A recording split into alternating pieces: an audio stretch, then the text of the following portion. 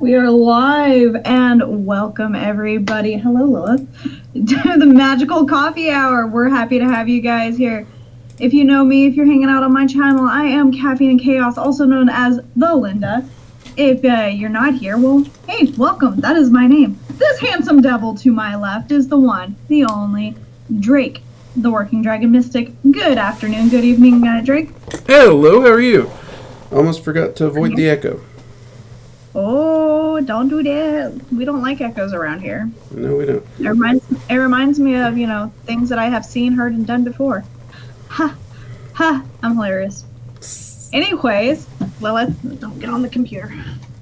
And if you guys don't already know, this is my wonderful, horrible, evil cat, Lilith. She is only here to claim souls for the devil himself. But anyways, enough about the cat. We are here to talk about Dragon Magick. Yay!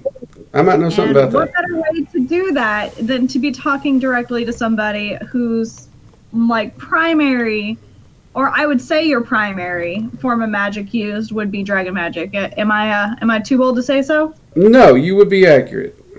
Okay, cool. I like being accurate. If I have a focus, it would definitely be Dragon Magick. Sweet.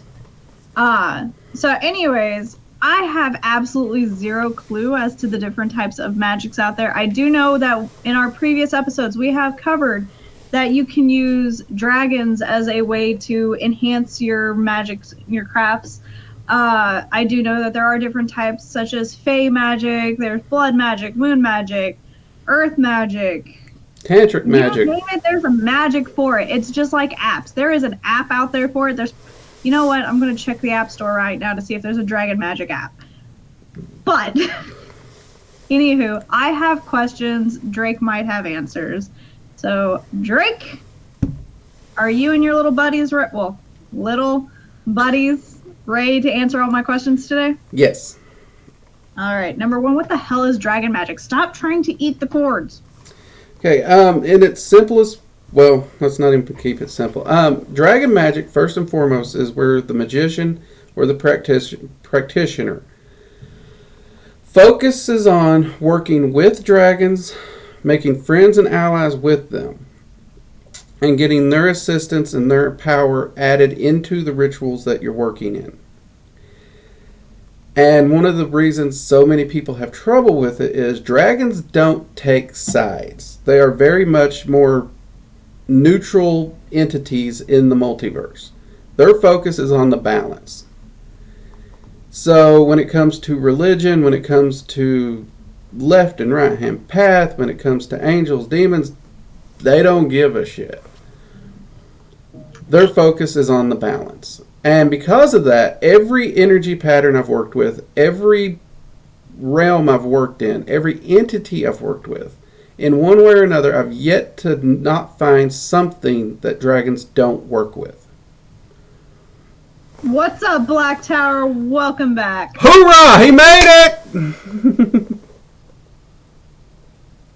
Well, I am not a Marine, so I'll just have to say hoo-yah, Black Tower, because I'm Navy. I'm a guy. I'll say whichever one you holler at me. Holla at your mother.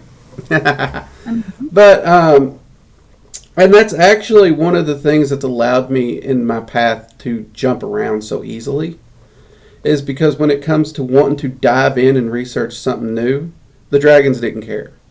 So I always had that foundation. He's an army brat. Alright, so that's cool. So with, so what I'm gathering is with Dragon Magick, dragons don't give a fuck. Not as far as what magic you're working with. Now, the hard part with Dragon Magick is actually building that relationship. Because you're not going to be able to just walk up to a dragon and be like, okay, here's what we're doing. Because they're going to look at you like, we are? No, we're not. Feel free to ask any questions at any time. We are happy to answer them whenever either one of us stop talking. Yeah. And that really is the hard part, because a lot of magicians and practitioners are used to being able to approach a deity or an entity and the entity just more or less jumping on board to help with the magic.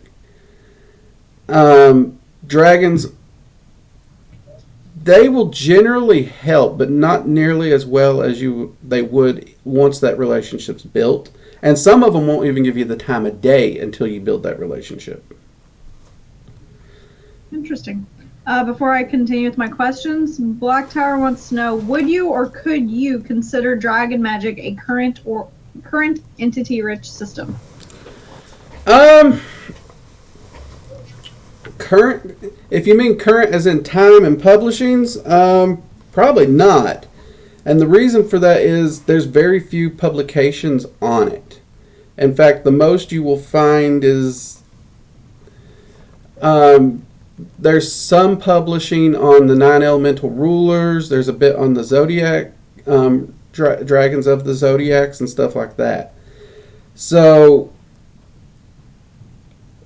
what you will find published is very, very difficult. That said, it is extremely entity rich. And what I mean by that is I actually have... Oh, shit. What was that? I think that was my phone, people. I'll get it after the thing. Dragons got mad. I have a book like this. It's some moleskin, but and in it I have over 45 different dragons, their names, their sigils, what they do, that I work with, that I've identified, that I've built a relationship with. And part of my work is trying to get this information out. So all those dragons are dragons that have okayed me to share their information in a project that we are working on. So it's very entity rich in that concept. And those are just the 45 that's agreed to let me share. But you can find dragons for just about anything. So yeah, you're not going to run out of them once you learn how to reach out and find them. Have no fear, Black Tower. You know, he actually did answer a few questions about Dragon Magick on his recent live stream this past week. However, he did not go super in depth on it because there was a lot of questions about a lot of different things. I happened to pop in, caught his live stream for the first time since he started. So that was like your second live stream, right? Solo live stream. It was second or third, I think. Whatever number you're at this point. That was the first one I was able to catch. Yeah. Which, by the way, he does a fantastic job solo streaming. I'm very proud of this guy. Amazing what happens when you just kick your fear's ass and move on. Exactly. A lot of the questions that were Dragon Magick based, they were very individualized questions to a lot of people's own practices. So I don't think that would be something that he talked about during the last one. But you are correct in that they are very elemental beings as a whole. In fact, no matter what category of dragon you pick up, I mean, like I said, I've yet to find an energy current that dragons don't work with. But that being said, in one way or another, all of those currents would fall under what the dragons refer to as the 9 elements. Dragons recognize 9 elements, not 4 or 5. So all dragons in one way or another belong to one or more of those 9 elements. So all dragons are very much elemental beings and very, very primal at that.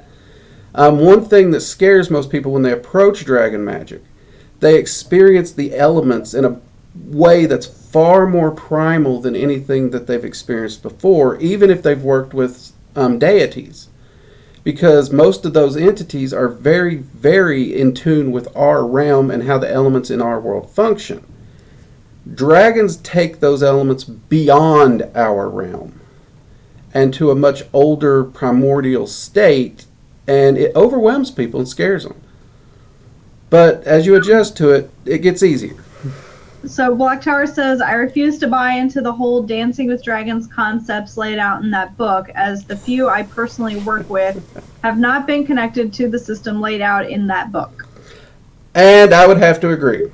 I'd be lying if I said that's not where I got my start, because Conway is about the best published at this time, and other publications go so fluffy that most people don't even want to give it the time of day.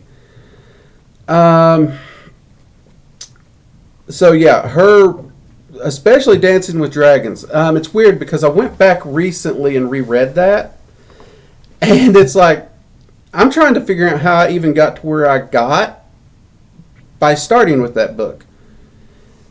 And then you look at Mystical Dragon Magic, and it completely contradicts itself. Completely. Which, I don't know, maybe there's a purpose for it, but the system that the dragons have been laying out for me since that point doesn't really line up with anything in there. Dancing with Dragons, if you really look at it and you've done your research, you're going to notice it's basically watered down ceremonial magic mixed with Wicca. And then you just replace some names and stuff with dragons. The only thing that really I've found that carries over solidly from that book is the 9 draconic elements. Those are generally pretty solid, though the representation is not done well. And she mentioned something called the Dragon's Eye Triangle, or she may just refer to it as a Dragon's Eye. That actually has a lot of significance to the dragons. In fact, if you all look at my logo on YouTube, it's actually in the center of my logo because of that. Sorry, I fidget a lot while I'm when I'm not happy with my space, I start cleaning it immediately. So to answer you, Black Tower, as far as anything goes, my experience with dragons includes Dragon Tales when I was a child. I read some of Aragon when I was in middle school. I love the How to Train Your Dragon series. I have a lot of dragon based action figures, stuffed animals, lots of toys, and my favorite comic book store out here is Dragon's Lair. So in other words, I don't know anything about dragons. Dragon Magic, that is why I am here, is asking the questions. Yeah, and actually Black Tower touched on the biggest thing I learned from Conway's books. Gnosis. Every time you say Conway, I think of Conway Twitty, and I just want to listen to some bluegrass. No, DJ Conway. She passed away last year, actually. May she rest in peace. Yes, and I am thankful for her works, but Gnosis is important. And this is something all practitioners, not just Dragon Magic, really needs to get into.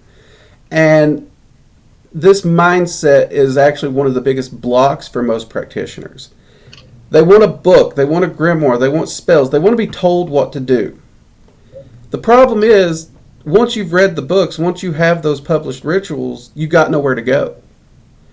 And my conversations with the elemental rulers, most of y'all will know I have no problem going to entities and asking questions. And one of the questions I wanted to ask was, why are these books so out of line with what you all are teaching me? And their response was, these books were a starter ground for the world as it was presented at the time of their publishing. It was opening the door, an introduction. But the whole point was that the book was supposed to come to a dead end where, in hopes, the magician's response would be to turn to the dragons directly, not rely on a book, and to get that personal gnosis, because that's where real magic, that's where real power, real knowledge comes from. And what they've been teaching me, the system they've been laying out, and what I'm planning to share in the future, is a system of Dragon Magic that builds on that. It actually builds on the magician getting that personal gnosis. Part of it even is how to locate dragons yourself without needing a guy like me to be like, there's a dragon for this, here's its name, here's its sigil. It's agreed to work with you. So yeah, gnosis is something more magicians and practitioners really need to pay attention to and worry less about books on a bookshelf. That's one reason I love these conversations and discussions like this. Oh, there's Nellie again. Did I get the name right this time? You got the name right. I'm so proud of you. Yay! Because the cat's being cute and kind of grossed out in my beanbag chair. Like she was looking at her butt a second ago.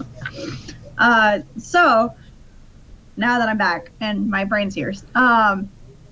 Number one, shout out to Mikey. He's over on my channel saying what's up. So, hi, Mikey. I would agree with you. They very much were primers. They were laying the foundation for Dragon Magick because it's not talked about. Some magicians even turn their nose up at it and call it New Age fluff. But at the same time, and I'm guilty of it because I've had my channel up almost a year now, and most of my videos were focused on the basics.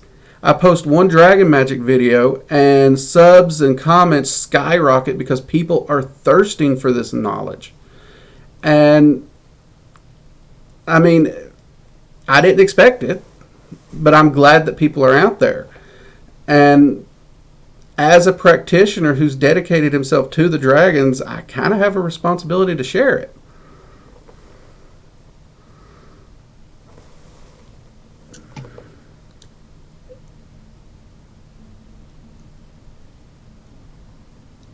Yeah, I actually read the 21 Lessons of Merlin. That was a pretty cool book.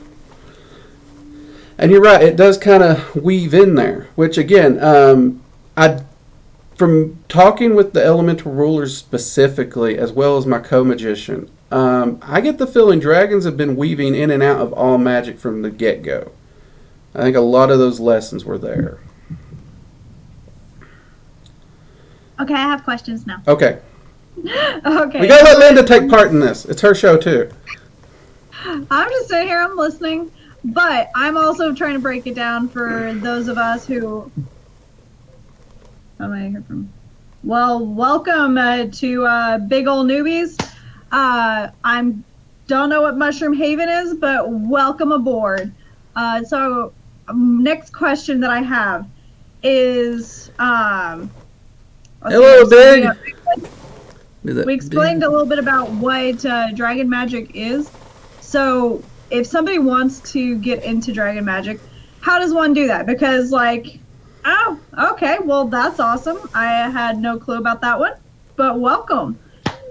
I didn't even know you were in another Discord. I thought we were just, like, solo dolo up in here. So that's awesome. I'm in one Discord server that I'm aware of, and it's a witchy beginner. It's not a mushroom thing, I don't think. Then again, this is me. I could have clicked something and joined a server without knowing it. He found a porn server and didn't tell me about it. See how good of a friend he is? He doesn't share any of the good links or anything. That does not mean drop me links for porn servers, guys. I don't need them. I was about to say, where did that come from? I'm not seeing nothing about... No, I'm being a smartass. Okay, so... now, real quick, though, before you... That brings up a point. I got a message in my email I have to share. Oh, God. Is it porn related? Because I like porn. No, but it is related to me and you. Someone who has caught these streams, they haven't commented in chat or not, they signed the email Jay and Bob. Huh? They were laughing at which one of us is the shy one. Because at times... I tend to sit back and be shy, but then I say crap you won't say. And then the other time, you're the outgoing one, and I'm like, well, now, and I'm the one dancing around subjects. Well, see, you have and yes, Big Ol' Newbies, there are definitely porn Discord servers. Well, see, you have a wealth of knowledge and a little bit of notoriety, where you do need to bite your tongue just a little bit. Me, on the other hand, I'm learning. I'm here, providing that outsourced information and viewpoint, but I do have to maintain a certain level of professionality when it comes, or professionality, that's not even a word, professionalism that, yeah, see, brain's not functioning today. I couldn't English earlier at all to save my life. There is certain levels of professionalism I have to maintain due to being associated with the military, associated with, certain people and things that I do, and my channel, and the fact that I do have a couple sponsors and I am affiliated with a few companies. There are things that I can't really be too opinionated about. I'm allowed to be opinionated. They don't give a fuck. Yeah. But I do need to maintain some level of professionalism to not make people look bad and for people to keep throwing money at me. And that's 'Cause kind I of like that's money. that's Money how I makes me happy. responded to them, and I was like, "There's subjects in Magic where people might not want to voice a certain thing, and there are areas where I will skirt it, but then there's areas where I'm pretty blunt." And I think it might have been last week's episode they were commenting on. Which thing? It was around the vampiric was it when magic we were topic. Yeah. Was it when we were talking about pagans versus Satanists versus witches versus all that stuff, and we should all just get naked and dance in the moonlight together and shut the fuck up? It was either that or the tantric magic I don't part. think I said that out loud. I think I said that offline. But yeah. The tantric magic part. Yeah, everybody So- should just get naked and dance so- in the moonlight together. And Anyways, shut I'm up. sorry. I just remembered But the anyway, email. Going back to our original topic while you're frozen. Oh, you froze. Uh-oh. You Are there? you done? I am here. Are you done freezing? You froze on my side, so I don't know who it was. Oh, that was weird because it was like you were like "Nyeh," on my channel. Oh yeah, I see myself freezing on your channel now. That's kind of weird. That is weird. Okay, we back? Okay, we're good. We back. We good. Okay, so let's get back to this topic because we can talk about, all of this crap anytime. Like, we can go and ramble on your channel. It's fun. It's fine. Oh, yeah. Ah! I'm not the only one dropping stuff tonight. Good. It's my beautiful little coaster with little lollipops in it. Shout out to the Etsy seller that included the really cool one that's on my altar. Anyways, I don't remember her name, but she was really, really, really, really sweet. She also included incense. Okay, so bringing this back to why I'm even here in the first place, pop culture, and my questions where Dragon Magic comes from in pop culture. So, obviously, I'm going to throw out Dragon Tales from back in the day when I was watching PBS Kids, because, that was my jam when I was little. Because I know that we can't go and find a dragon scale and then say a poem and then suddenly we've transformed into a land of dragons. Because that would be really, really cool. But I'm sure that's not how that works. So I'm going to throw that out as a possibility. I don't remember much about Aragon when I was a kid, so sorry, I'm going to throw that out there. We're going to go to Avatar. Avatar. Okay. So, Avatar, I know the creatures that are in that, because I don't really want to talk about Harry Potter anymore. I got really mad at Harry Potter earlier today, or not today, but this week, and I just don't want to talk about it. Okay. Yeah. So, in the movie Avatar, now this is kind of a reach because the creatures weren't really dragons, but they were very draconic in their looks and design and I guess their personalities. I've never met a dragon myself, so I wouldn't be able to tell you. You've told me they're kind of like cats, and, well, that one's an asshole. So I'm assuming all dragons are assholes. Well, they're kind of like a cat and a dog personality. You get the comical, loving parts of both. Though, you also get the stubbornness at times, too. I mean, look at that. Yeah. That's my beanbag chair.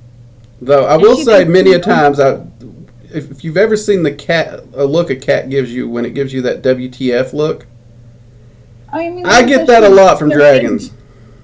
Okay. So, anyways, how do you contact a dragon for the first time?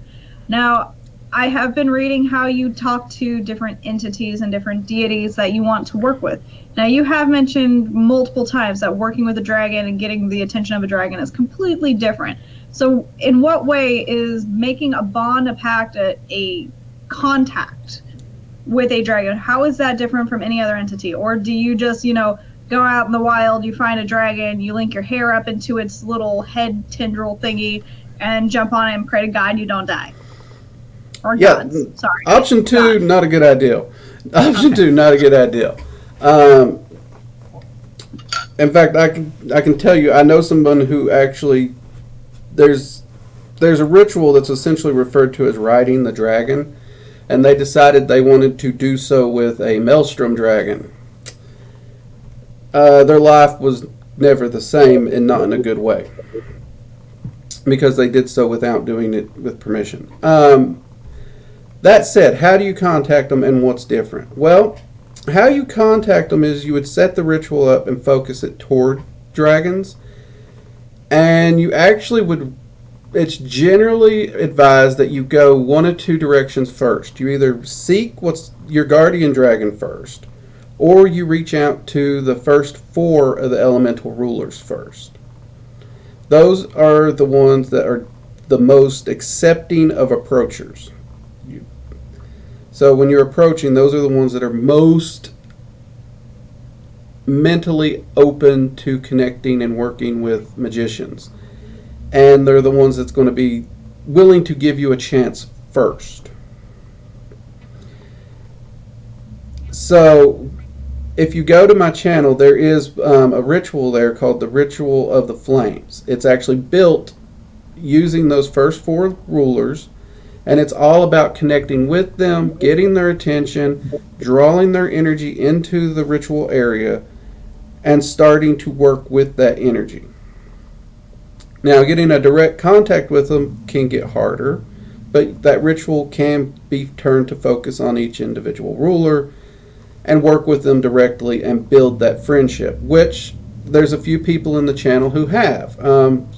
I know one person's commented on working with the elemental ruler of water and how they're having a wonderful time there. So that's one way to start connecting with those rulers. Now, we also have a video on how to contact your guardian dragon. And reaching out and contacting that guardian dragon, that's a dragon that will be with you, that will stay with you. And when we talk about the dragons running around the house, most of them fall into that guardian dragon category, with the exception of my co-magician. The rest of them would all fall into that guardian dragon category. And we went over how to contact that dragon, which honestly, contacting your guardian dragon can be broke down into a simple ritual where you're projecting the energy and the vibration into the universe. Bless you. Thank you. To make that contact, find a dragon, one that wants to work with you and is willing. I promise.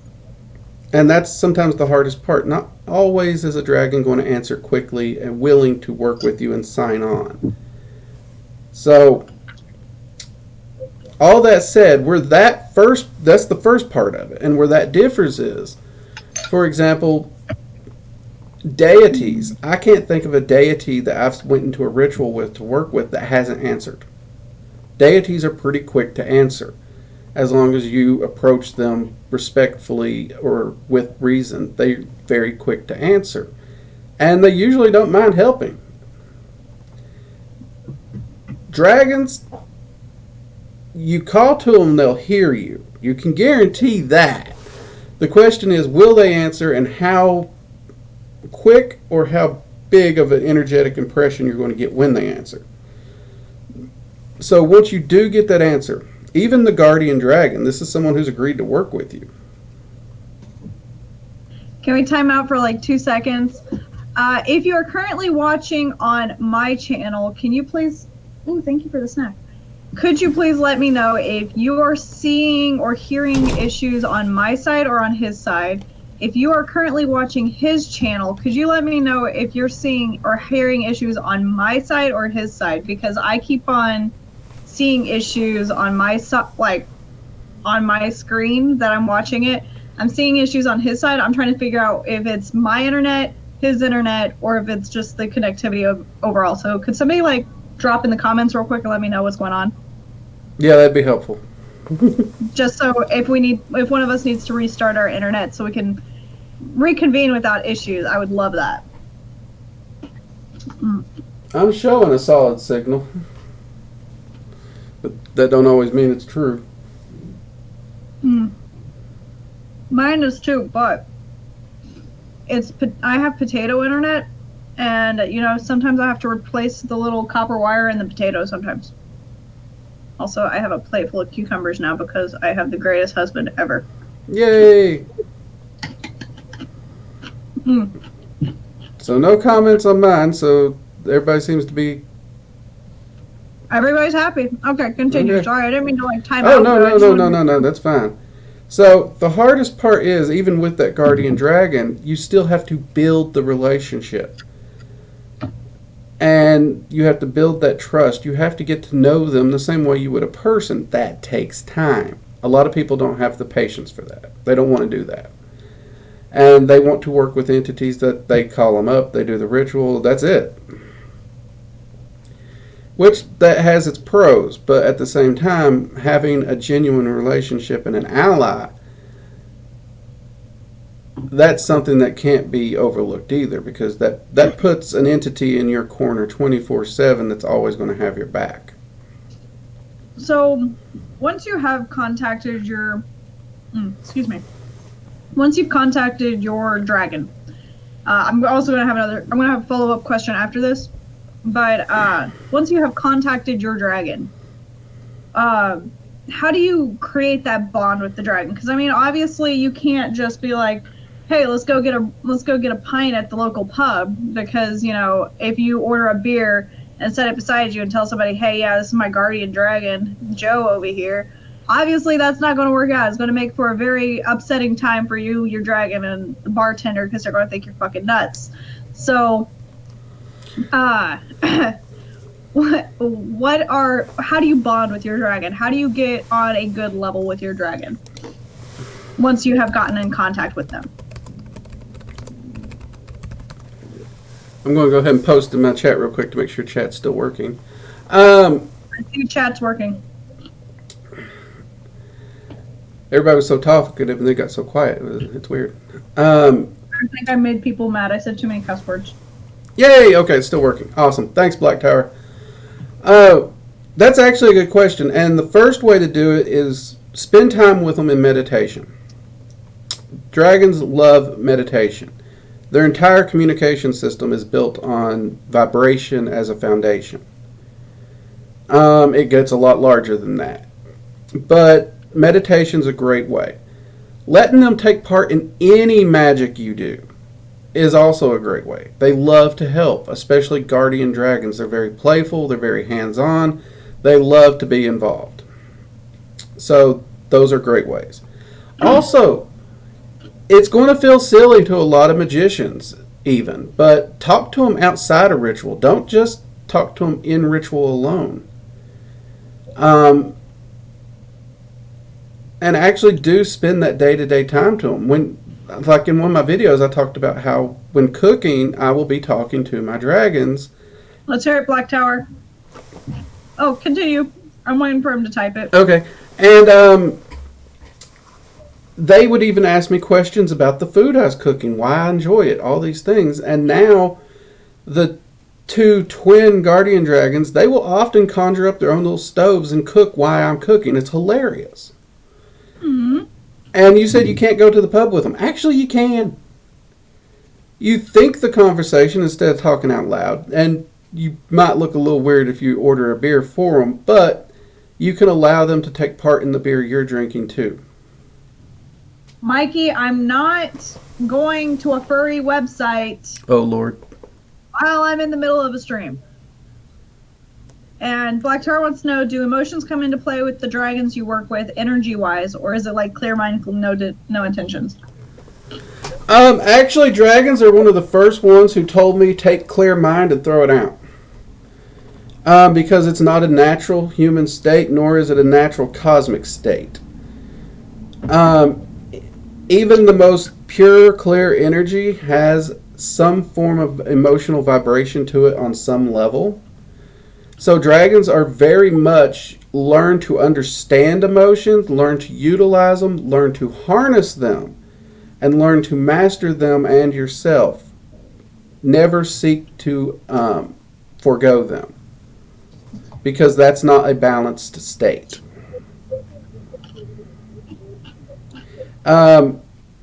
You asked for it, eat it. One of the things that they taught me was they actually taught me how to take anger and rage and use it for healing. And that's something I've done a lot of times. people in Washington State's probably going to freak out when they hear this because I got a lot of compliments on how good of an energy worker and healer I was. And they just assumed I must be this wonderful, spiritually calm, groovy, peace-loving guy. Hi, Lady of the Rose. Welcome back. Is that one on yours or mine? Lady of the Rose, that's on yours. Huh. I only have Mikey over on mine. Oh, I'm not seeing Lady of the Rose on mine. Weird. Welcome back, Lady of the Rose. But what I was actually doing is, especially most of those times, at that point, my joints and body was still racked with pain 24/7. I would actually harness that pain, turn that energy to healing, because it is an energy, a massive amount of it, almost endless well of energy I could tap into. And I would use that during the healing rituals to aid another person.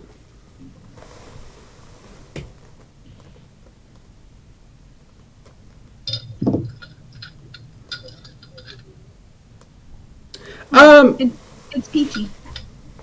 Hey, Peachy. I didn't know if you like being called that on here or not. But hi.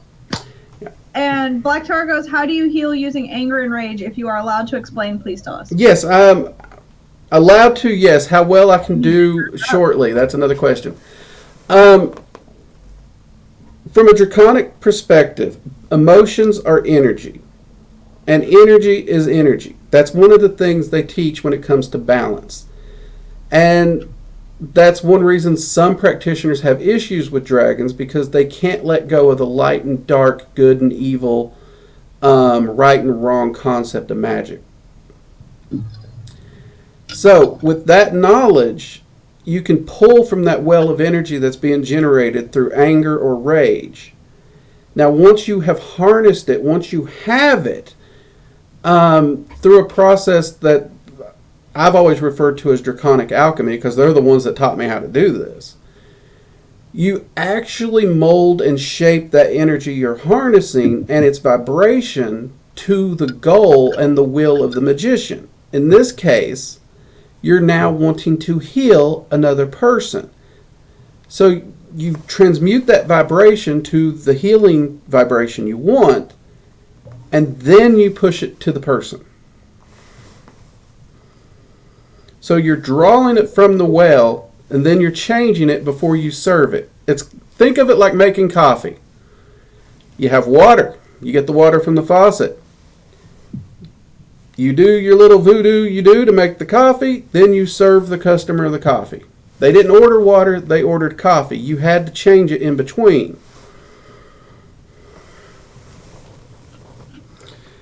So it's just a understanding and a well of reserve on energy, and it actually ends up helping both the practitioner and the person being healed, because it allows you to siphon off the excess, which is helpful to yourself because it rids you of that anger, transmute it into something that you can do some good with.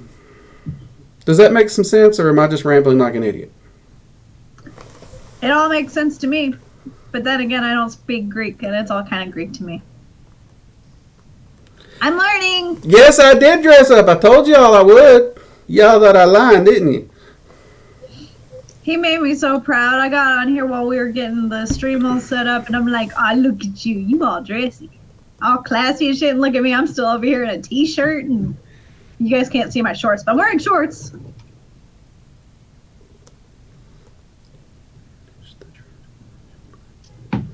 I'm trying to conjure up some more cold brew because I just finished mine.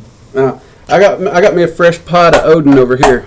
I'm trying to conjure up a pot right now. How do you manage that's the more complicated part to explain? But yes, the dragons do aid in that. Though one thing I love about dragons is they love to teach you to do for yourself. So a lot of times they'll step back and see if you can do for yourself, because it is possible for a human to transmute these without their help. But in the case of this, thank you. Don't eat that. That's the cat. Person who helped me with this particular alchemy was actually the ruler of fire and the ruler of water. They both work together to help me with this. The fire ruler went out of his way to see to it I had an excess of fiery energy to pull from in his comical yet annoying way. Whereas the water ruler was showing me how to pull that energy out and helping me understand how to transmute it. And if you go and watch my video on Mercury retrograde and why I don't worry about it and why I never really talk about it, because I pull that energy down, transmute it, and put it towards something I choose. So the chaotic energies that everybody complains about never affects me because I'm choosing how they affect me. It's a very similar process, but it's about learning those vibrations, learning what they feel like, and learning to identify that energy. And then once you have that energy collected, you actually start to tune it and force your will into it and get it to match that vibration. If it matches the vibration, it will shift into a healing energy naturally. So, just so everybody's aware, I think we have one more week and nothing is in retrograde for one more week because it was a 6-week time frame where nothing was in retrograde, so everybody could get their lives back together. Well, like I said, Peachy, it is an alchemy, and that's how dragons refer to it. It is an alchemy, and it's probably alchemy's not really a subject I've dove into too much until it came to Dragon Magick, because what they're teaching you to transmute and change can help on so many levels that it's benefited my life hands down. Like I said, when Black Tower asked this question, I said my body was racked with pain. I've had so many injuries to my joints. The doctors didn't know how I wasn't in a wheelchair. I have not had pain in my body for years now because of the stuff the dragons have taught me. And they have helped me actually genuinely heal those. And even the doctors have noticed and can't figure out why my joints are better.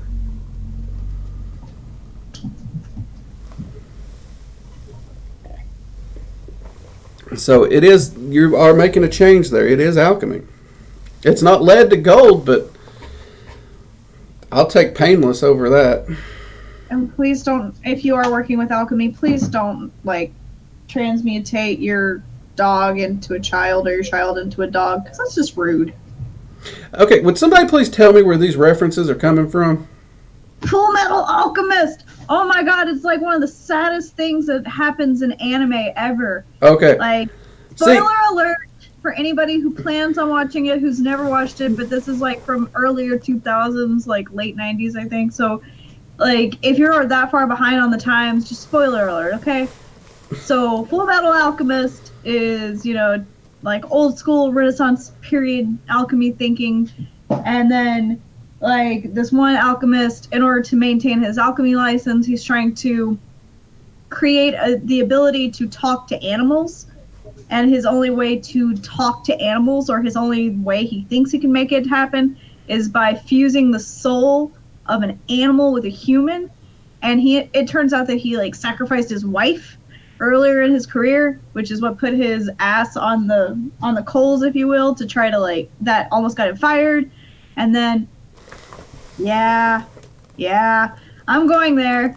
And then he decides, because he's a terrible father and a terrible alchemist, he then goes and does it to his daughter, and then the alchemist's oh.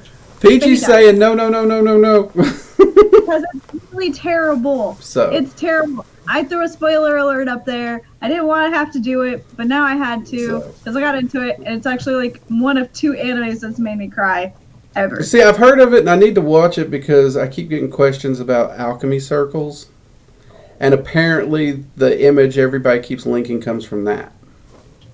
Yeah, it's kind of a big thing in that. Yeah. Okay, so now that we've talked about how to contact, what it is, my next question is, what is the difference between a guardian dragon and what do you call it? Your Co-magician? that word. Okay. A guardian dragon it's a much younger dragon. I'm sorry, Peachy. I do appreciate you, and I'm sorry for having to bring up that part of their thought. training is to understand other species or entities, and part of that is basically working with them. So guardian dragons are relatively young, though I've said before, do not underestimate their power. Just because they're young doesn't mean they can't open up a 55-gallon drum of ass whip. That said, a co-magician is an adult dragon. And a co-magician won't reach out to you until you have a guardian dragon, because that's kind of test one. Do you have enough patience to get the guardian dragon before you walk in to see them?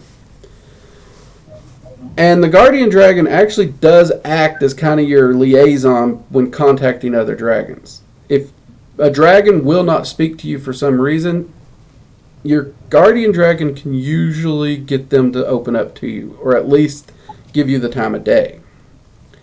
Now, your co-magician, being an older adult dragon, actually takes on the primary role of your teaching and your education. They will help in the rituals, just like the guardian dragon. They will show you how to do things, and they will teach you. And they will even, like, let's say you go to one of the rulers, and the rulers gives you a project to work on. The co-magician will actually be the one that helps you the most hands-on. So think of it kind of like a homeroom teacher. It's that teacher you see all the time. And because of this, they also become one of your greatest friends and allies. I mean, you know each other through and through. And their teaching methods can vary from things that make sense to you to don't. So their teaching methods are, as dragons would put it, they're what will benefit you most, not what you will like. That's fair. My co-magician more than once has allowed me to do something stupid just so he can be like, that didn't work, did it? Now you know not to do that. And I can't argue. If he had just told me it wouldn't work, my curiosity would still wander. So by letting me flub it up and fall on my ass, there's no wonder left. I know. So he's the teacher I need, because he's willing to let me screw up when need be. And that's... So your co-magician is a full-grown dragon. And they are going to be your primary teacher most of, if not your whole career. There's been a few cases where I've heard of the co-magician changing roles and a new one coming in, but normally it's the same magician the whole career. So yeah. When you say adult magician and a young, or not a young, adult magician, a adult dragon, a young dragon. Now, when you're saying young dragon, are we talking like fresh out of the egg hatchling kind of dragon, or are we talking about like he's gone to like school, he's gone through middle school, he's gone to high school, now he's university level, he's still a kid, but he's not a dumbass. No. Definitely, I would say I'd probably put them out of high school. Okay. It's like they're doing an internship before college, or some people might even place them out of college. It's an internship before they go into their full career. In fact, around a lot of your guardian dragons, you will see really, really, really, really tiny dragons that are hatchlings, because guardian dragons double as babysitters. Okay. So it's, even though those dragons may have jack shit to do with you, the guardian dragon's still responsible for them, so you may have to deal with them fluttering around your house. I thought I had my little book of dragons, but I guess not. So I accidentally lied to you, Black Tower. I actually do have a little book of dragons from when I was a kid that I still keep around because it's got really beautiful artwork in it, but I guess I don't have it out in my little collection of books. So my next question is, because said book of dragons makes me, makes me knowledgeable on things on pop culture and things like that. And I don't think it was written from a magical perspective. It may have been. I don't know. I was a kid when I got it. Anyways, it divides dragons into different colors, not necessarily their elementals, but it's like there's the bronze dragon, there's the golden dragons, there's the red dragons, and then it like specifies the types of scales and the different species of dragons and their sizes and their shapes and their colors and their wings and their non-wings and their legs and their all the things. So, are dragons are real dragons based in that kind of descriptor? Yes and no. Okay, then. Here's the interesting thing. First time someone meets their co-magician or guardian dragon, the first question most people want to know is, what element is the dragon? The answer is not. A guardian dragon is considered a guardian dragon. And it will not choose an element to work in directly until it grows up enough to actually move from being a guardian dragon to an adult dragon. Now, co-magicians do generally have an element, but dragons will still refer to them as a co-magician, not a dragon of the elements. Can we talk about your dragons? Yes. Okay, so what, I guess my question would be is, like, what kind of dragons do you have? I know you have a co-magician dragon. Mm-hmm. I know you have twin dragons. And I know that your dragons are little mischievous assholes. And when I say little, I mean they're the size of a couch. So, I mean, they're obviously small in comparison to one that's the size of an SUV. But, Yes. The two that refer to themselves as yin and yang were my first guardian dragons. They showed up together, which made me think I screwed up, because I thought I was looking for a dragon. A dragon. But the pair works as one. And I don't know which is which. That's kind of, you all have heard me mention, that's the joke they play. They both answer to both names depending on the time of day. So they've been around the longest because they were the first I made contact with. And they are a hoot. I do have another guardian dragon, Valen is how he has me pronounce his name. And he is a little tiny guy, Mushu looking type of dragon. And he's usually the one that is perching on bookshelves or on my monitor or on lamps. And his primary thing is he is an information gatherer, though he is a guardian dragon. If I'm looking for something in the house, he generally knows where it is better than I do. So he's a huge help, and when I'm doing research, he can point me in the right directions. Then there's my co-magician, which was, if I ever thought I was going to get myself killed in magic, it was when I met him.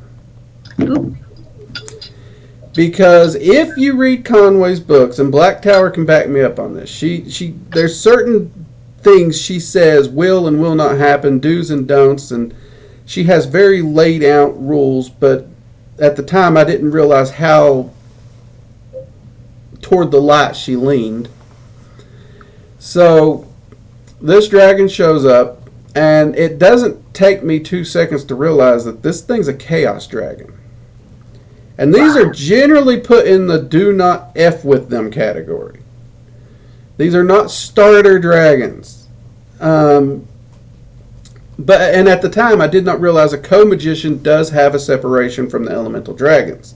So even though when he's not working as a co-magician, he would count as a chaos dragon, he set aside that to work as a co-magician. And that terrified me, because in his draconic form, if you look at a map of the Puget Sound, he can straddle it. He's a big dragon. He's huge. So, ew! He could use the Puget Sound as a butt wipe. Sorry, that's not exactly what I was going to go with, but to keep it Twitch friendly, I said butt wipe. Twitch just welcomed me to my own chat. How about that? Welcome to the chat room. Yeah, welcome to the chat room. So I thought I screwed up. And in order... You decided to work with me. That's where you screwed up, friend. And then he took on his humanoid form at the time, which Vito is what he has me call him. And his humanoid form looks just like Vito Corleone from The Godfather. So that was another point where I was like, is this really happening? I mean, he was doing the accent and everything for at least a year after I first met him. And knowing me, I kind of see why he done that to relate with me. I do. But he's always been a wonderful friend and ally. He's very calm in the way he's very calm in how he presents things. He doesn't get worked up. Though I've never seen him without wine. He always has wine on hand. Oh, thank you so much, Cuddles. You're the best. Love you. I just heard music. Yeah, that's because I just got biddies.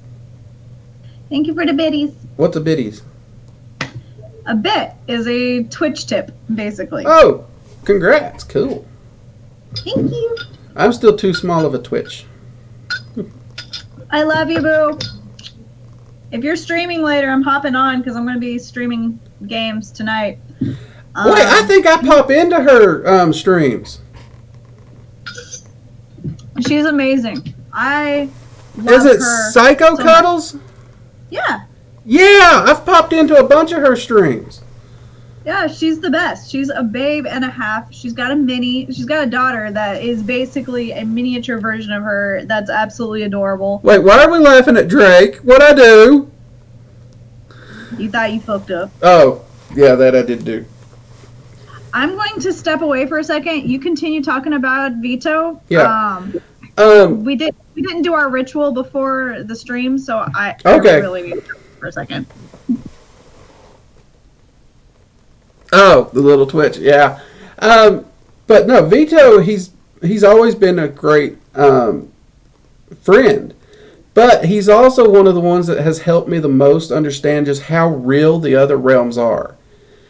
Because one of the things he did that still to this day floors me is during trance work, working in my astral sanctum, he allowed me to try some wine that he really liked. I could taste it. It was good wine. I liked it. And I even saw the bottle. 2 months later at the liquor store, I saw the same bottle. I purchased it out of strict curiosity. I wanted to know if it was indeed the wine I had tasted in that trance work. Because normally you don't get a chance like this to match up something that happened in the astral or in trance to something in the material. When I got home and tasted it, it was the exact same wine profile to the letter. And there's no way I could have known that ahead of time. So that's one of those little things that I had the opportunity because of my co-magician, who apparently is a wino. I mean, he's not drunk, but like I said, I've never seen him without it. I guess dragons just don't get drunk. I don't know how that works, but... So, yeah, that's one thing he has done. These days, though, he doesn't show up as the Vito Corleone. He has more of a swaggery, draconic more appearance in his humanoid form. So he's kind of given up making fun of me on that. Though he still uses the accent a lot. Oh, I think I just showed you guys my shorts. Weren't they cute? They're cute shorts. They're adorbs. Oh. I think I own 20 pairs of shorts and I wear like 2. I'm not sure I own any shorts outside my swimming trunks.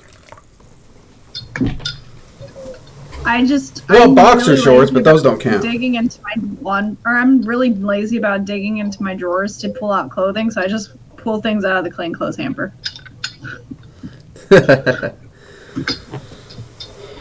Well, I don't really drink wine unless it's a Pinot Noir, and then I just kind of like, hey, this one's cheap, I'll drink this. Don't let her lie. I've seen her put down mead. She will drink the hell out of some mead. It was good. Thank I you. don't count it as wine. I count it as And see, that's another thing. Vito gets involved in my home brewing. When I'm making mead, he is right there sampling it and trying it and giving me his 2 cents. If you watch any of my mead videos, he's actually off camera making fun of me.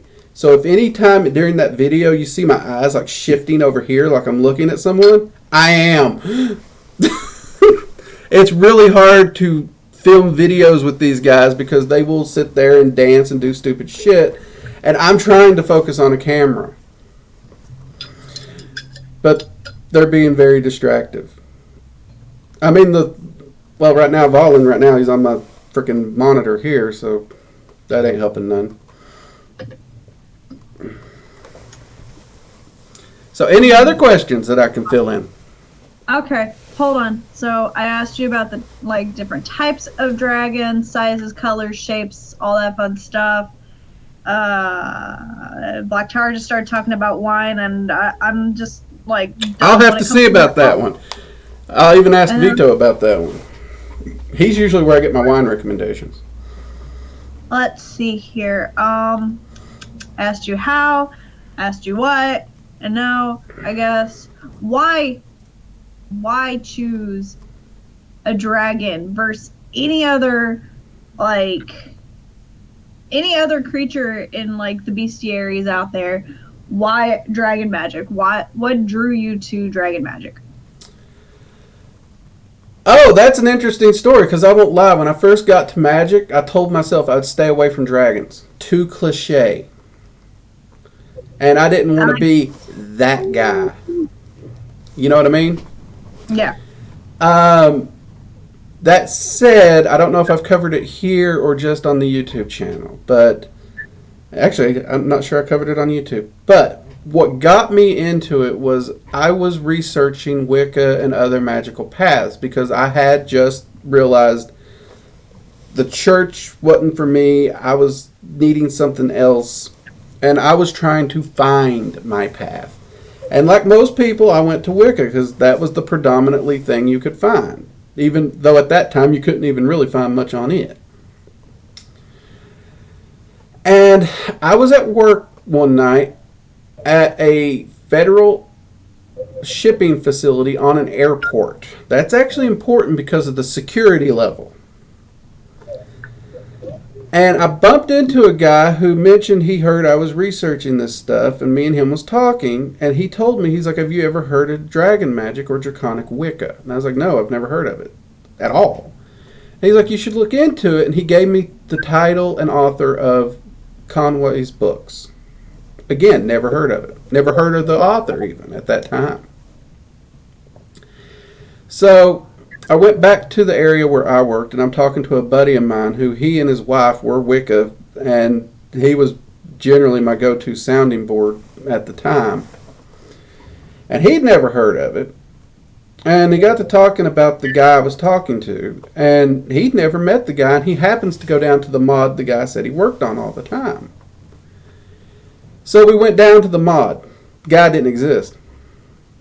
No one on that mod had ever heard of him. Never seen him, nothing. Well, this kind of triggered a red flag. Next thing I know, we're all up in the security room. And on the camera, you can see me talking to nothing, and you can see everyone going in and out of the break room, walking around and avoiding nothing. And if you went down and asked the people that was on that film what they were walking around, they could describe the same guy I was talking to. But he wasn't on the camera. Now, I can be a dense person. I can be a very dense person. But that was a big enough smack in the head with a ball bat that it's like, okay, I'm going to look into this. And when I did, lo and behold, both books and author were there. As trippy as it was. So That's weird. Yeah. I'd never had a spiritual or religious experience that in my face. And as most of you know, I'm a very scientific, proof is in the pudding kind of person. Well, I had my proof that some shit went down that night, so I was going to follow that road and see where it went. And down the rabbit hole I went. And now Alice has become the Mad Hatter. Has it been a good rabbit hole, though? Yeah. I honestly, even in the worst of times and the dumbest things I've done in my practice, I can't say I have ever regretted it. Because, I mean, the worst things that's ever happened to me in my practice were totally my fault. Because I was tinkering with a ritual ideal that was being laid out in small pieces by the 9 rulers. Because this ain't something I can get into a lot of detail in, but the 9 rulers have kind of an overseer over them. And it was essentially to try and get in contact with that dragon, but I wasn't quite at the area where I was ready to do it. So they're laying it out in small pieces. And I'm, doing the little small things to prep. Well, I get a wild hair where I've more or less got the entirety and the understanding of the ritual, right? Mm-hmm. And I ask if I can try it. Vito and the 9 rulers in unison say yes, but don't.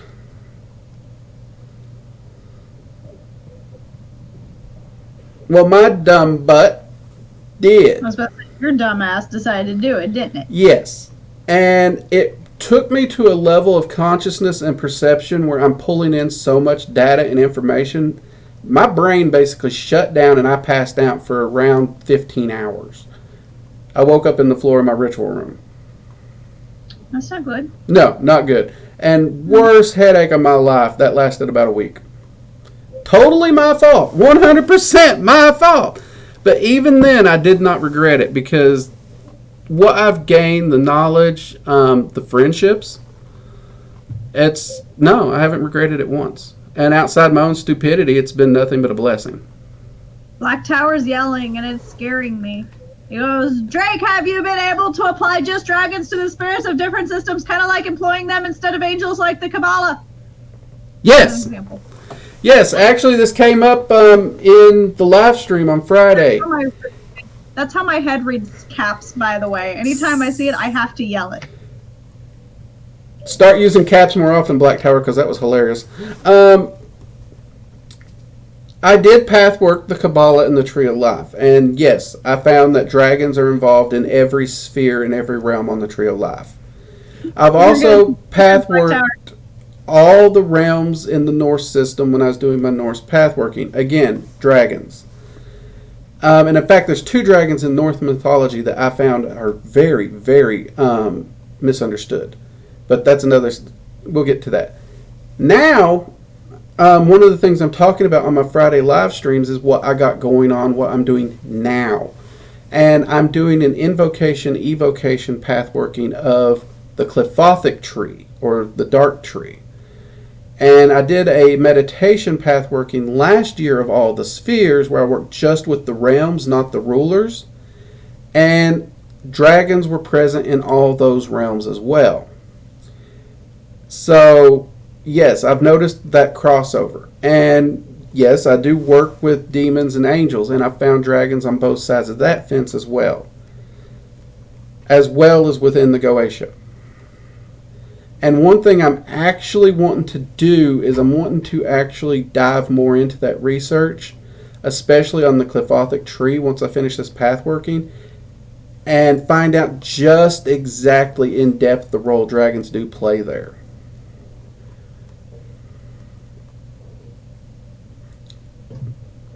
Black Tower, don't worry. I'm not mad at you. That's how my brain works.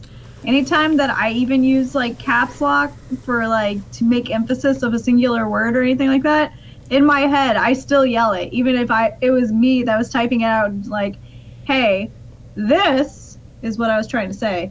Like I still do that. Like in my head, even if I read it out loud and it was my writing and I'm making emphasis. It's just how my brain works sometimes. And it's also a writer's brain. That's just how, like, as somebody who loves writing, it's just how I work. And actually, to that last point there, yeah, there have been times where I've ventured into a realm like that, and instead of dealing with the archangel on the Tree of Life, I worked directly with a dragon who had a very dominant presence that could fill that role. So, in fact, the one or two times when I've had a successful working with Raphael, if some of you follow my channel, you'll know me and Raphael, we butt heads from time to time. It was a dragon mediating that interchange. Okay, I think I have one last question, and then I say we open up the floor for open discussion of any topic. Sounds good to me. So my final question is, say if somebody is getting into working in the metaphysical, would you recommend somebody getting into Dragon Magick if they're just starting out, or would you tell them they need to find a more solid path prior to working with dragons? Well, that's a good question. That's a damn good question. I'm on fire today. And see, you got me in a corner because I want to answer that both ways. Because on one hand, Dragon Magick is very easy to get into. It's very user-friendly. The downside is there's not any user-friendly information out there. Which is something I'm hoping to correct very soon. So, yes, beginner-friendly, it very much is. But you do need some certain techniques, and you have to have a good understanding of those to approach it. It is meditation heavy, it is trance work heavy, and it is energy work heavy. Now, these should be foundational for all practitioners, but if you do enough research in the community long enough, you will find out there's actually a lot of Wiccans who don't do any of them because they don't do magic at all. There's lots of Wiccans who are religious only, no magic. So they wouldn't have those foundational principles to approach Dragon Magick. And it's actually because of that, and you're actually the catalyst for this, Linda, so we can blame Linda. The Dragon Magick course that we are talking about putting out, instead of doing one massive giant beginner to end course, we're talking about breaking it into beginner, intermediate, and advanced for this very reason. If you're a beginner to magic, no matter where you're coming from, that beginner class will suit you and teach you the fundamentals. And it'll allow us to focus more on those fundamentals by breaking the course up that way.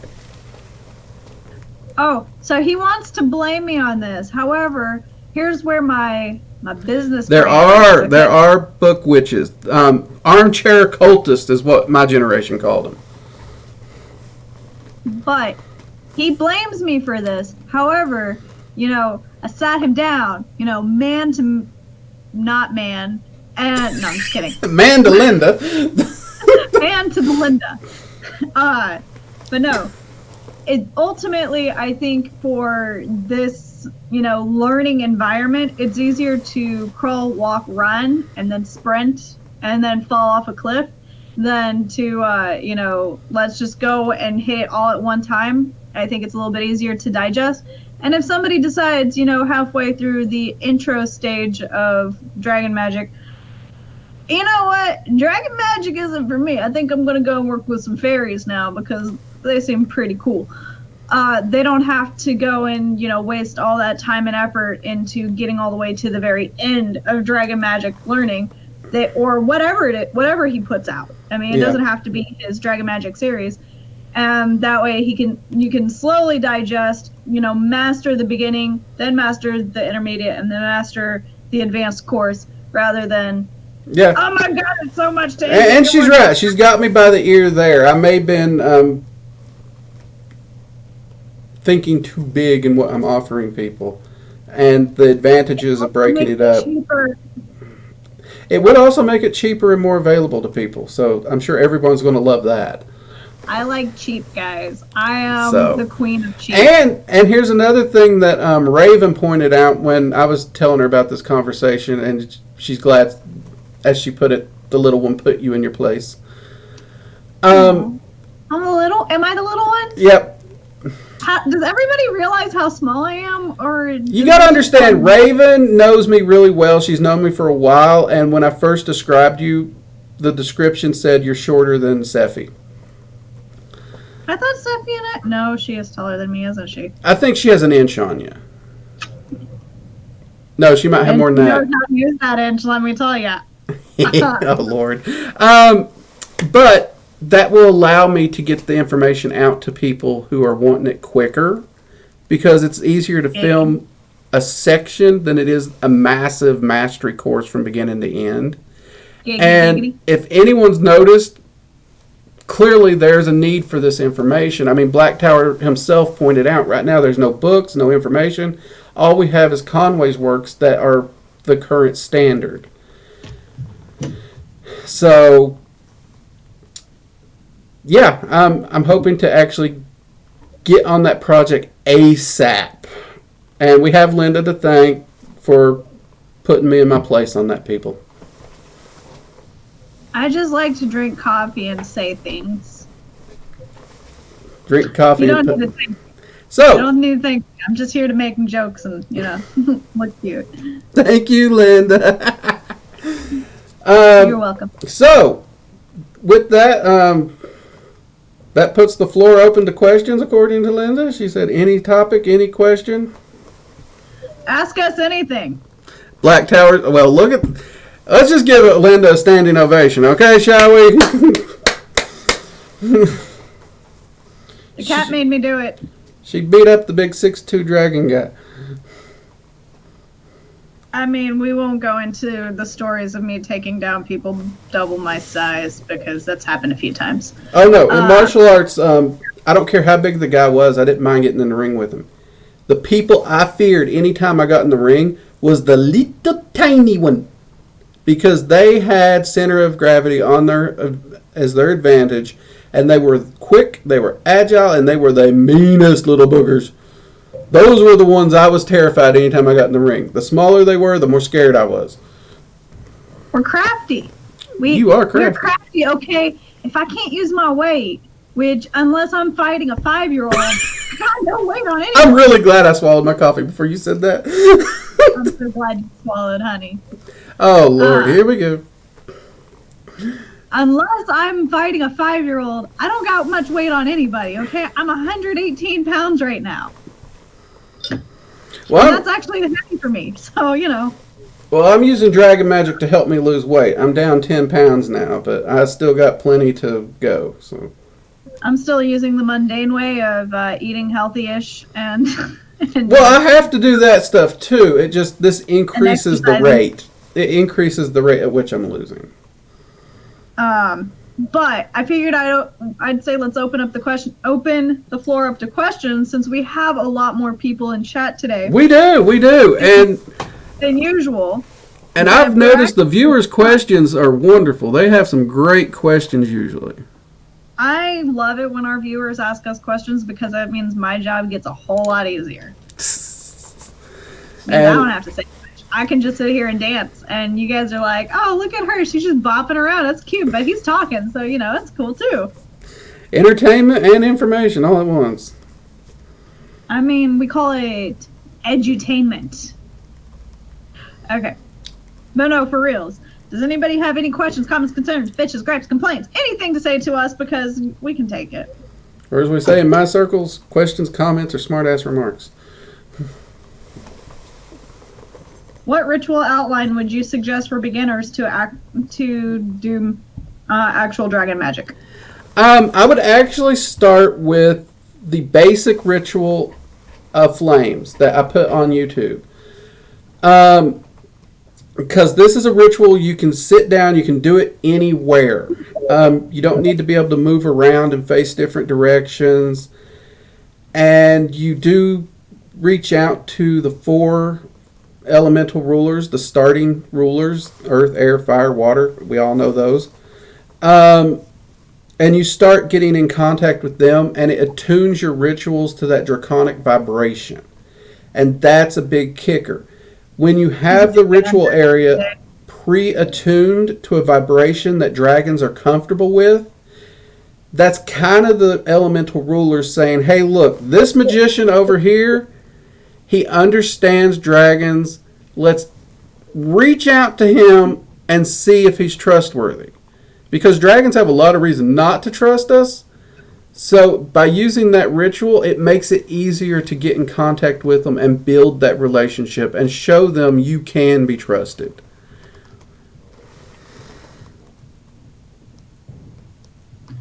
So you can use magic to lose weight. I have some pagans I need to call and fuss at. You can. It's now. Hold on here. Hold on. I don't know why you're fussing at them, but I get emails all the time for a magic spell to cast and wake up thin. One reason I don't wear this purple shirt I love so much without like a jacket is because I look like Barney. I'm a big old fat guy. I really like that color on you, by the way. It's Thank pretty you. snazzy. Thank you. That's so. If I had a spell to wake up thin, I'd use it. But in all my research so far, the only thing I've found is the ability to increase and yield higher results from your actions, which is generally, in my mind, also a good thing because it also helps you build habits better. So, yes, you can use magic to help you lose weight and to aid your progress. Like, I know the rate at which I lose weight, so it's easy for me to track in my journals and see the rate I lose weight, and then when I use magic, see the rate then and see how it's like tripled. Because as a lot of you know, I've admitted it, I was doing really good. I was doing really, really good. Then I moved back to the South and I went on a binge of all the foods I missed. And now that I've binged and I'm caught up on 8 years of missing Southern food, I want to get back in shape.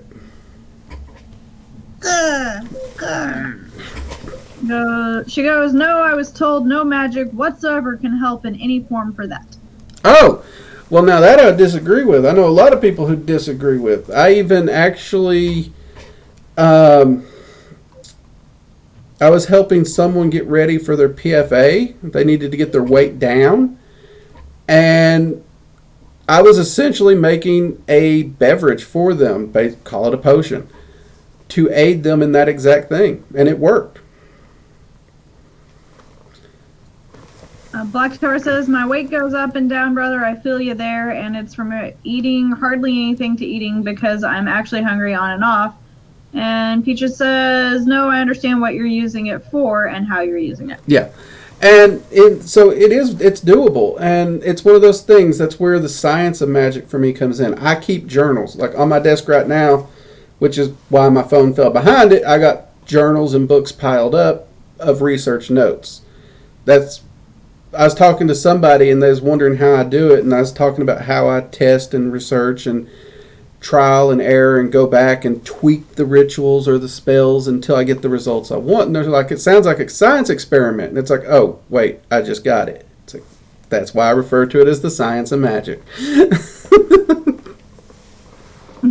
And she goes, so yeah, I'm calling and fussing. Well, I can't say much. I mean, I feel like we've had this conversation before, but more of a, asking, various entities to give you more motivation to work out. Yes. And, requesting help in hunger/appetite control. Or using entities to cheat. Yeah, that too. But, because one thing... but I'm going to fight you. I didn't finish my thought. Ladies first. Fight. Thank you.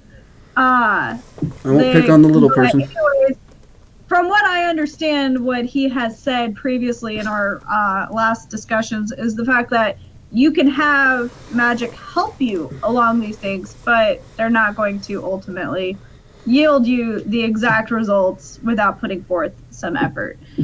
So while, yes, they can help you lose the weight, it's more of a help you along the line, like using supplements or, eating low-calorie foods or snacks. They're not necessarily going to lead to you, like, losing weight, but they will help, give you that extra boost. And another point to that is, even if you could wake up at the ideal weight you wanted, none of your habits have changed. So you're just going to keep eating and doing everything you were doing beforehand and put the weight right back on. Great Raven King, welcome to the stream. Also, you just broke my heart because cheesecake is one of my favorite snacks. I'm going to do my best not to dislike you for hating cheesecake. I'm a cheesecake addict. But welcome to the stream all the same. And we do have our preferences because, like me, I can't eat my wife loves it. It's that really sweet, like, to me, I can almost taste the gritty sugar in the icing. The sweeter the icing, the more she loves it. About buttercream? Buttercream. That's what she calls it. I can't eat it. So we all have our flavors. Yeah. But now whipped topping? Cheesecake is my jam. But you know what? Actually, I'm going to look at it this way, Raven King. You don't like cheesecake. That makes more for me. That's a reason to like you. More cheesecake for me. And as for Black Tower, the answer to your question is yes, Peachy, yes. I knew I liked you. But to answer your question is I don't have a practice. So I have made many comments previously. I grew up in the church, like 6 days a week going to church. I was involved in like the church's version of Girl Scouts. I don't remember what it was called. It was very short-lived time because I did not like anybody that was involved in it. I went to Sunday school. I went to Wednesday Sunday school. I went to prayer and worship. I went to like choir practice. I was very involved in the church from like age 5, 6 years old. Well, before even that, but really heavy from 5, 6 to like 11, 12-ish. And then high school, I wouldn't say stepped away, but I didn't have a church that I enjoyed going to, so I stopped really going to church. And then when I got a little bit older, I started like really focusing on like the Bible and learning more about the Bible. And I did not like a lot of the messages that the Bible put out there, so I stepped away, said, hey, if I find myself coming back to Christianity full time, then I will. If I don't, well, that's fine too. And I discovered I was more of a spiritualist than anything, and not the Merriam-Webster spiritualism of me worshiping spirits, but more of everything is connected, interconnectivity and all that jazz. And long story short, I saw myself more as pagan, but still more spiritualist than anything. I don't have like a specified path. I'm just more about like, love thy neighbor, don't fuck shit up, don't use a Ouija board if you don't know what the hell you're doing. Like, that's how I see life. Let's see here. Basically, pretty much. And then, Great Raven King, I'm sorry that you're saddened by our love of cheesecake. Are those sad faces? I don't think those are sad faces. Oh, they look confused to me. Oh. I'm not good with emojis, but we all know I'm a caveman in a digital world, so surprise, right? It's okay. My husband didn't know what an eggplant was. Or what an eggplant stood for. I don't either. You made that. Penis. Oh! You made that comment during the live stream. I was like, this is a reference. Okay, I get it. Oh, yeah, that's right. I did put that in the chat. I thought I told you after the stream what that meant. No. Oops. That's why I was telling people to send This is why Linda's here as the buffer between me. I'm not even that much younger than you, so that's what makes it even funnier. Yes, but there's two parts to that equation. Is A, it's not only where I grew up and the age difference, because seriously, I remember when internet and computers were not a thing, but it's also technology and me have had such a issue, and I've been such resistant to it that I have not been exposed to online forums nearly as much as you. This is also factual, which it's really funny because I was not really involved in internet anything until I was like mid-20s, like because of school and everything, because of no job. She does. I'm ignoring that at the moment, okay? I'm ignoring it. I'm actually a little over double that. So, yeah, there's that. But, anyway, where was my brain space? Oh yeah, I did not have much in regards to the internet because I was very limited in my household when the internet was like a real thing. But before that, I didn't have internet at all. My parents limited my internet usage up until I was an adult. And then when I joined the military, like my first few years, I was, no, younger than that. I said double 13, add a couple. Yeah. Then after I joined the military, I was so focused in training and everything. So for a couple of years, I didn't really use my computer much. I bought a computer so I could watch TV and movies and stuff. And then I sort of like discovered the internet was also used for trolling. And then, yeah. Yeah, I mean, this year I will be 29. I am 28 at this very moment for like. I was complaining when I couldn't get a flip phone with buttons anymore, and they forced me to get a smartphone. I was so happy with my not smartphone up until I got Drake, who was playing with the light. That would be yin or yang, whichever one that they're answering to at this time.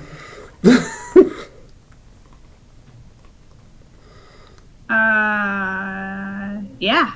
I'm not really that computer savvy. I've just always had a really quick on the uptake when it comes to like technology, but I'm still really dumb. See, I won't lie. When I was learning to do the video editing for the YouTube channel. For the YouTube? Yeah, Seffi made a joke about couldn't I use Magick to learn that. And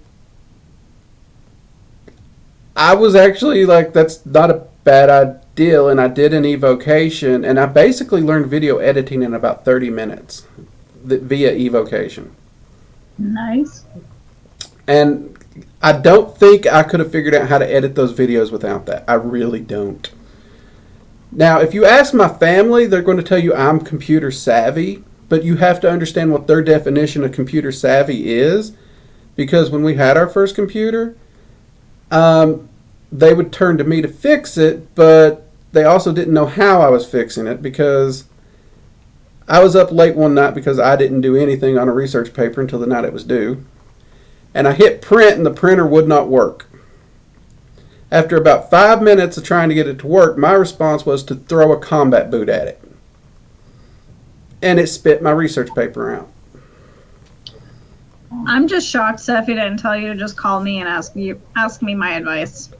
Since that was her response to you and your I didn't even know Seffi back then when that happened, so that was No, I'm talking about the YouTube shit.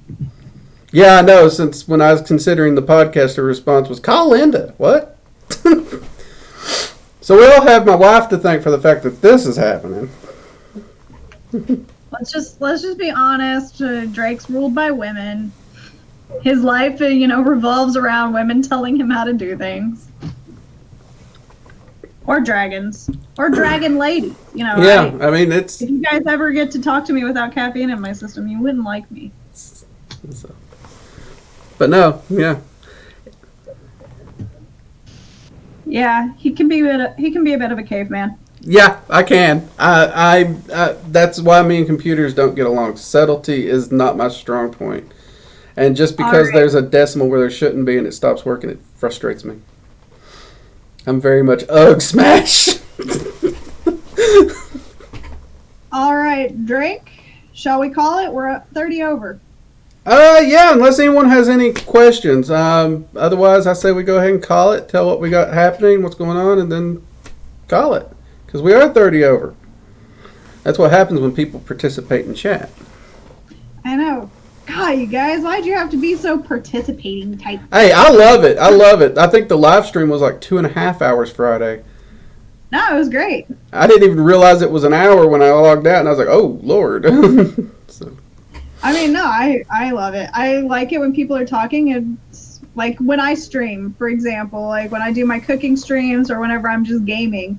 Like, if there's people in the chat, it makes it a lot easier for me to, like, want to continue doing what I'm doing. But if there's nobody in the chat and I'm just talking to myself or talking to the cat because the cat's always, staring at my lap thinking she's going to come and claw it up. Yeah, I'm talking about you. Cats, man. Just tell the twins. Peachy said leave the light alone. But Welcome to my life. They tinker with crap all the time. Anywho, Black Tower, it's great seeing you in here again. Raven King, thank you for joining us. Peachy, thank you again for joining us. I believe that's everybody I've seen in chat so far. Viewers make it better. Like, if the viewers aren't there, then what am I doing it for, right? That's true. But anyways, I've had fun today. Drake, let's talk about what you're doing this week. Tuesday we have a video, the first of its kind on the channel, actually. We're talking, I get a lot of questions about summoning deities and entities, not just how to contact them and work with them, so we're actually touching on that topic Tuesday. And what makes it unique is this is the first time where we actually videoed a ritual. Instead of just talking you through how to do it, I actually sat down and I did a ritual summoning Freya, and we filmed it. So for the visual learners, there is a section in there where I'm actually doing the ritual, and we've been getting a lot of requests for videos that way. So we decided to give it a try and see how it went over. And if it's something people want more of, we will do more of it. So go check the video out. Let me know what you think. And for those who are video savvy, give me tips on video angles too if you watch it, because I just shot it straight on and I'm considering side views and all this. Yeah, we all know I'm technologically stupid, so I'm open to suggestions. And we are in the process of doing a Candle Magic course, and we are scripting the Dragon Magick course, which, due to Linda and Raven, that is officially going to be broken into at least a 3-part course. So you'll have the beginner class, the intermediate, and the advanced. So I don't have pearls to clutch. that means we will start having that class available far sooner than we were thinking, because it'll be smaller projects instead of one massive undertaking. Which I'll point out technically makes me right when everyone helping me with it said I couldn't get it done by summer. I'm just saying your meditation course is really long, and I'm trying to do that all in one go. So I mean, like, I'm thankful that it's multiple videos. Yeah, and that's kind of what I'm looking at. The meditation course was a massive undertaking, and part of me wonders if I should have broke it into smaller ones. But I think the meditation course will hold itself as is, though once you get through it, I would, and anyone who's taken it, I would definitely enjoy some feedback on whether or not you think we should break that up into smaller courses as well. Because if so, we may go ahead and break it up and publish it in smaller meditation classes. What are you getting upset about? And of course, we do have the live stream Friday, 8 p.m. That's still going to be a thing. I didn't realize how well that would catch on. So that's kind of replaced more of the Friday videos than anything, because I can cover more information in that live stream than I can in any Friday video I do, because everybody's able to ask their questions of what they're wanting to know. So, and we do have more Mead videos coming. So, yay! I love those. All right, you have a good night, Black Tower. All right, guys, so you now have heard it from the man himself. We're going to go ahead and call it, because it's been a long one. I got things I got to do. I'm sure he's got things to do. You guys got things to do. Yep. So, I hope you guys have a great night. Thank you again so much for joining us. You guys make doing this a lot better and a lot more fun, because let's be real, if it wasn't for you guys, we wouldn't be here. That is true. We probably still would be, but we wouldn't be having as much fun. I'd just be yelling at him more. Anyways, once again, I'm Caffeine and Chaos, also known as the Linda. That handsome devil over there, that's Drake, the working dragon mystic. By the way, I got it right 2 weeks in a row. Yay! All right, guys. Have a good one. Stay magical. Bye. Bye.